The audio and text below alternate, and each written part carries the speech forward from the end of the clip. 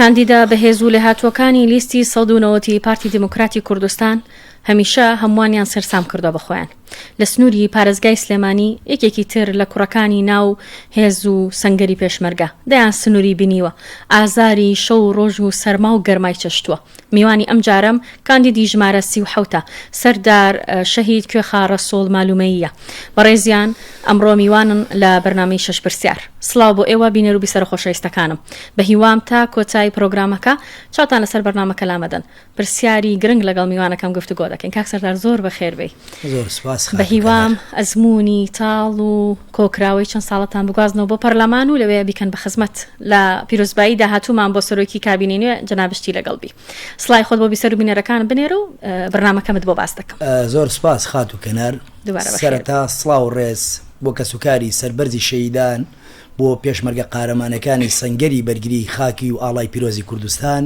سڵاو بۆ فەرمانبەران و مامۆستایان و موچەخۆرانی غەدرلێکراوی هەرێمی کوردستان من سەردار شەهید کوێخا ڕەسوڵ مالومەیی کاندیدی ژمارە 37 لە لیستی 190 پارتی دموکراتی کوردستان لیستی سەنگەری بەرگری خاکی پیرۆزی کوردستان لیستی شکاندنی ئەبرام شکێنەکان بەڵێن ئەدەم لە پەرلەمان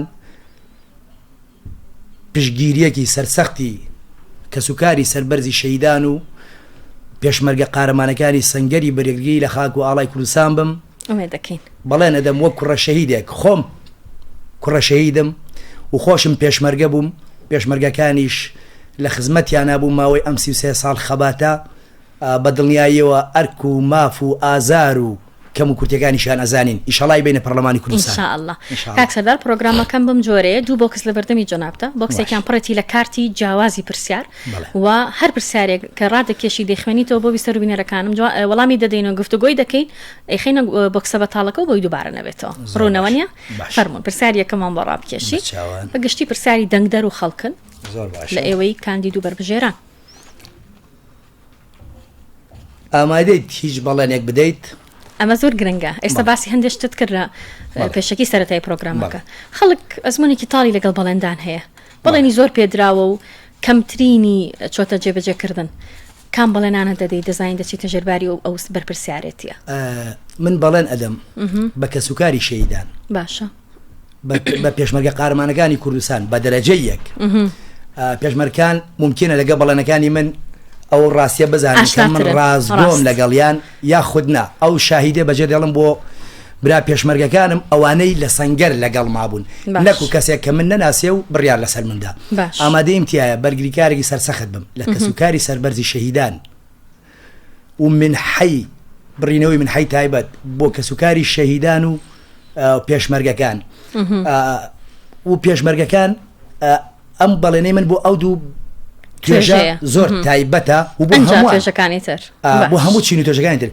پێشمەرگەیەکی سەرسەختی بەرگریکردن بم لە مافی پێشمەرگە و شەهید و فەرمانبەر و مامۆسایانی کوردستان لە بەرامبەر حکوومەتی فیدراڵی بۆ بەدەستێنانی حەق و مافیان ئەمە بەڵێنێکی منە بۆ ئەوان ئەو بەڵێنەش دەتوانیت یان تا کۆتایی شەڕی بۆ دەکەی بەبێ گومان تا حەدی کۆتا باش تا حەدی کۆتا و چۆن لە سەنگەر بەرگریم کردووە لێش ئەو سبەرگریاکە بە ئەزمونەکە دەدەی ئەم جار لە پەرلەمان زۆر بەدڵنیایی پرسیاری دۆمان بە ڕابکێشی بۆ گۆگروپی سەرەکان و بینەرەکانیشم کاندیدی ژمارە 37 میوانی من و ئێوەیە دەتەوێت کام نادادی نەهێڵیت خۆت دەزانی لەم سنوورە زۆر نادادی هەیە لە ناویانە کامیان هەستەکەیت پلەیەکە ڕێژەکەی زۆرە ترازوەکەی تێکداوە من خۆم ماڵم لە کۆڵانێکایە کۆڵانەکەی من قیر و چیمەنتەوە نەکراوە نزیکەی 20 مەترێکە زیاد لە دەجار چوومەتە شارەوانی نادادی بەرامبەر بە خەڵکی فەقیر و هەژار باوەڕت بێ داکوکاری سەرسەختە لەو نادادیە لە هەر جێگەیەک بکرێ لە هەر شوێنێک بکرێ جیاوازی دەکرێت لێرەکەوات بێگومان ئەکرێ کۆڵانەکەی خۆم نمونەیە هەر کەسێکی ژەڵێوانێ لە خزمەت یابم بابێ کۆڵانەکەی خۆمانی پیشام دەم کاک سەردار گوێ بۆ نادەن ئەم گەڕەکە لە ئەنگری کام حزبن زیاتر خزمەتگوزاری زۆرتری پێشکەش بکرێ مەسئولێکی حزبەکەی باڵادەستی ئەم ناوچێ ماڵی هەیە لەناو ئەو کۆڵانەیان نا بابەتە دەخوێنەوە شارەوانیان نا وەڵای هەمووی خەڵکی فەقیر و هەژارە هەمووی خەڵکی من پێشمەرگەم تیا من بەسمەوەی لە بەرەوەنیە کە گەڕەکەکەی ئێوە هیچ بەرپرسێکی ئەم هێزی حکومڕانی ئەم ناوچەی لێ نیە لە بەرەوەی هیچ کەسێکی تیانێ بە دڵنیای هەمووی خەڵکی فەقیر و هەژارە هیچ گومانی تیانە ئەگەر کەسێکی تیا بووە ئاسانتری شەکات زۆردەمێک بوو قیر و کۆنکرێت بێگومانە باش پرسیاری سێهەممان بەڕا بکێشیت سپاس دەکەم. چی بە دەنگدەری سلێمانی هەڵیت؟ دەنگدەری سلێمانی ساڵانێکی درێژە هێزێک هەم لە ئۆپۆزیسیۆن هەم هێزی حکومڕانی تاقی کردەوە، خزمەت گوزارەکانیش خراپتر بوون باشتر نەبوون. ئەم جارە چیان پێڵیت دەرفەت نییە؟ سلێمانی ئەو شارەیە کە هەمومان شانازی بە ڕۆشنبیری بوون و بە بەرخۆدانی ئەم شارەوە ئەگەی شاری هەڵمەت و قوربانی ڕاست سلێمانی زۆر کەسی تاقی کردەوە بەناو ئۆپۆزیسیۆن وعدرا کۆمەڵە شت بکرێ هیچ نەکرا. باش من داوایان لێ یەکەم ئەم جارەش ئێمە تاقی بکەنەوە با ئێمەش بزانن ئەتوانین لە ئاست تموحی خەڵکی سلێمانیا بین، ئەگەر توانیمان ئەوە دەستخۆشیمان لێ بکەن، ئەگەر نەمانتوانی بەجارێشمان پێ نەدەنەوە وەنیە چەند ساڵە دەنگ بە دووبارە دەدەن. ئەم جارم هێزە تازە تاقی بکەنەوە. پرسیاری دواترمان بەڕا کێشی سپاس دەکەم چاو خۆش بێ. ئەمە پرسیاری چوارەمە بۆ کاندیدی ژمارە 37. یەکەم خەمی پەرلەمانتاری چی دەبێت؟ وای دانێ لە پەرلەمانی پرۆژە یاسایەکدا دەڕێژنەوە یەکەم خەم بابەتی میحنەکە دەبێ یان ئەو منحەیە با بڵێن یان چی؟ من ئێمە وەکو بنەماڵەش لە ژیانمان هیچ کات لە خەمی منحە و پارە و سەروەت نەبووین. باش مێژوو شاهیدمانە. ئێمە لە شەستەکانی سەدەی ڕابردوودا هەرچی قیادەی سیاسی کووردا هاتۆتە ماڵ و دیوەخانی ئێمە لە مالومە. باش ئێستاشی لەگەڵا بێ کەمێن کۆمەڵێ ئیمتیاز لەبەر دەسمایە. باش زۆر بەدڵنیایی خیانەت لە ئەمانەت ناکەم و نەشم کردووە. ئەمە تەحەدانیە وتنی حەقیقەتە. باش براکانم هاوسەنگەرەکانم شایەتی و ڕاستیان بۆ دەن. یەکەم خەمی پەرلەمانی من وەکو عەرزم کردی ئەمە دووبارە و سێبارەیە شەهیدان پێشمەرگە موچەخۆرانی هەرێمی کوردستانە بێ. باسی معلومەت کرد و بۆ تۆ گرنگە هەرکەس شوێنی لەدایک بوون و زێدی باو باپیرانی لا گرنگە. لە نزیکەوە خەڵکی گوندەکەت زیاتر چیان دەویست چیان لێداوە کردووی لە کاتی بانگەشە؟ پێم وایە معلومە لانکەی شۆڕش و بەرخودانە. ڕاست لە ساڵی 61ەوە وەکو بنکەی مەکتەبی سیاسی پارتی دیموکراتی کوردستان هاتوتە ئەو سنوورە معلومە ئەگەر بڵێم پرۆژەی بۆ نەکراوە لەوانەیە بێویژدانی بێ، بەڵام لە ئاست موحی خەڵکانیە هەتا ئێستا یەک ئاوەڕۆی نییە جادە و ناو کۆڵانەکانی معلومە وێرانە هەر زۆر زۆر خراپە. شایستەی و خەڵکنیە کە لەوێ ژیانەکە بێگومان شایستەی و ئێمە خاوەنی دەیان شەهید وەنفالین.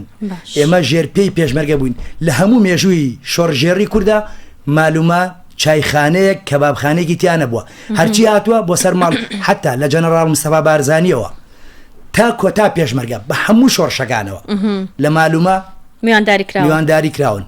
بە شانازیەوە زۆربەی زۆری قیادەی سیاسی کورد لە ماڵی ئێمە و لە دیوەخانی باوکی ڕەحمەتی ما میوانداری کراوە. یعنی بەشێکی زۆر لەوانە قەرزاری یان قەرزی میوان دۆستی ئەو گوندیان لە بێگومان ئەگەر قەرزی کولێرە و دوێکەشمان بدەنەوە ئەبێ زۆر لەوە زیاترمان بۆکەن بۆ معلومە بەگشتی.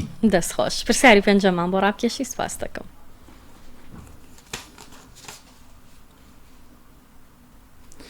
چی لە لای تۆ هێڵی سوورە؟ کارتەکەشی سوورە کاک سەردار. بەڵێ کەواتە پێم بڵێ ئەو هێڵە سوورە کامەیە کە نابێ ببەزێنرێ بۆ سەردەمی ئێستەی کاندیدتان بۆ سەردەمی داهاتووی پەرلەمانتاریتان؟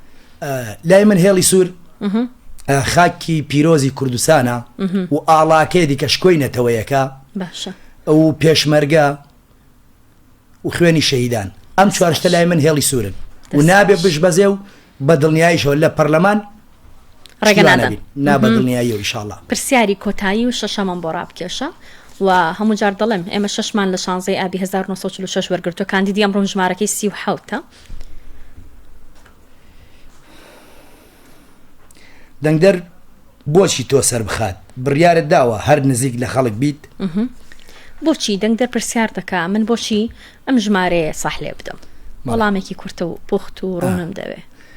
وەڵاهی من لە سەربازیە لە سرکی سەربازیە لەگەڵ برا پێشمەرگەکانم باشە لە هەر پلە و پای و پۆستێکا بووم برابووم بۆیان هەروەک خۆت بووی نەگۆڕاوی پێم وایە جواب مەدەنەوە لە کۆمنتەکانە پێشمەرگەکان هاوڕەکانم جواب مەدەنەوە باشە بەڵێن بە خەڵکی کوردستانە دەم هەمان سەربازی بۆ وەفابم بۆ خەڵک و خاک و ئاو نیشتیمانی و هاوزمانەکانم.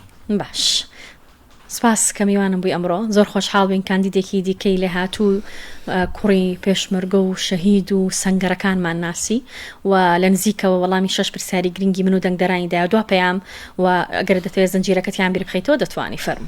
زۆر سپاس بۆ خات و کەنار زۆر بەخێر بێ بۆ شاشە ڕەنگینە و ئێوەش دەستان خۆش بێ. من سەردار شەید شوخا ڕەسوڵ مالومەی کاندیدی ژمارە 37 لە لیستی 190 پارتی دیموکراتی کوردستان دووبارە سپاس بۆ جەناب. زۆر بەخێر بێ. ئەمڕۆ میوانەکەم یەکێکی تر بوو لە بەڵگە زۆر زیندوەکان کە بۆتان دەسەلمێنێ پارتی لە ناو سەنگەرەکان لە ناو ئازارەکان خەڵکی نمونەی بۆ بژاردە کردوون و لەناو خۆتانن بۆ ئەوەی خەمەکانتان بە تەواوی ببن بە پرۆژەی سبەینەی پەرلەمانی کوردستان. سوپاس بۆ میوانە ئازیزەکەم کە ئەمڕۆ 6 پرسیاری وەڵامدایەوە. سەردار کوڕی شەید کوێخا ڕەسوڵی مالومەیی کاندیدی ژمارە 37 زنجیرەکەی لە ناو لیستی 190 پارتی دموکراتی کوردستان لیستی شکۆ و ئاوەدانی لیستێک کە نابێت بخرێتە ژێر پرسیارەوە. هیوادارم تاقی بکەنەوە و لە سلێمانی دنگی پێ بدەن بۆ ئەوەی ئەم جارە لە پارێزگای سلێمانی لایەنی کەم بتوانێت نمونەی جوانی هەولێر و دۆکتان بۆ کۆپی بکاو بگازێتەوە. سوپاس بۆ هاوکارانم شالا تۆفیق ڕێباز موسا لە کاری جێبەجێکردن و وێنەگرتنی پرۆگرامەکە. سوپاس بۆ بینەری و بیسەریتان. کوردستان ئاوەدان 190 تان بیر نەچێت لەگەڵ میوانی ئەمڕۆم کە ژمارەکەی 37 بوو. بەخوای گەورەتانە سپێرم.